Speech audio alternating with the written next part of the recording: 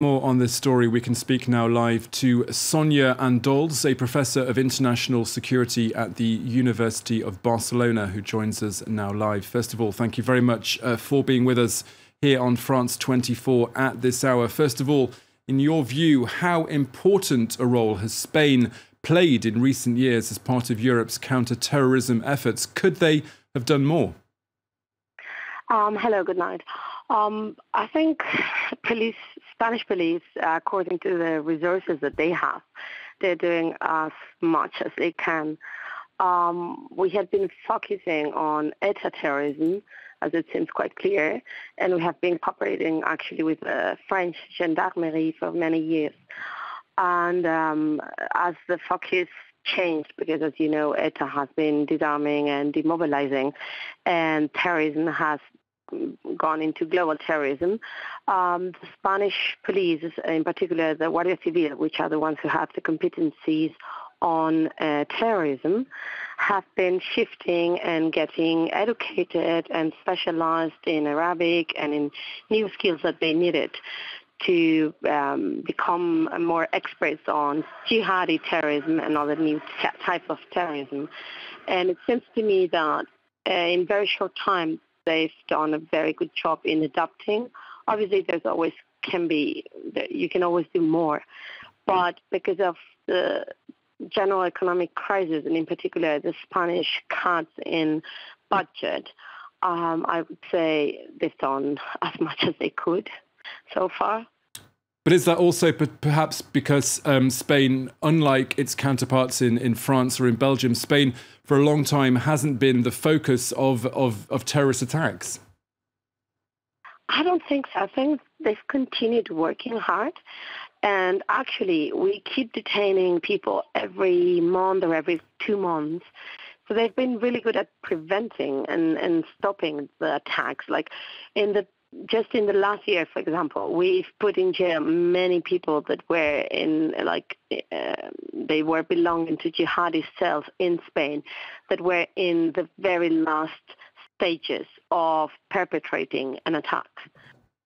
So together with recruiting people, and we've also put in jail several women who are going to travel to Syria to become ISIS wives, and several women and men who were recruiting young people in Spain. So I think they are doing, even if just the fact that we have not had attacks, it doesn't mean we were not under the target as part of the caliphate that ISIS and Daesh they're claiming. We knew we were part of that target. We've just been lucky that it hasn't been done during the past years, but they were working hard in prevention and tracking jihadi chats and people who were traveling, which we obviously have much lesser than France and Belgium because of our diversity scenario, I would say.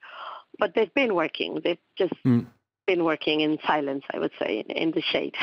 And I want to very quickly move on to this foiled plot that's taken place in the Netherlands, which, of course, Spanish police played a very key role in bringing an end to that plot. For those watching at home here on France 24 that might not know, just how are terror cells monitored in general, and how is information shared between European member states? So the European states just signed this 2017 an update for the policy that we had on counterterrorism, which was from 2008. And this new one actually decided on, I think it's 12 new policies that go from, as we know, tracking who go to fight to places with conflicts like Syria or Afghanistan, but also harmonizing, for example, the use of digital prints for people. So now all this information is shared by big data between member states. They also created a special unit at Europol where different polices from all the state members are sharing all information on terrorism and counterterrorism. Also, they've created like a special website where people can introduce any information sensitive from any EU member state country regarding potential radicalization processes. Like they took several measures that were increasing coordination and intelligence information that it was shared before, but maybe not so harmonized and coherent and all the countries at the same level. So that has, it's really meaning a really good improvement of counterterrorism at a European level, I would say. Okay, Sonia, ANDOLZ at the University of Barcelona, thank you very much for joining us. Thank you. Thank you very much.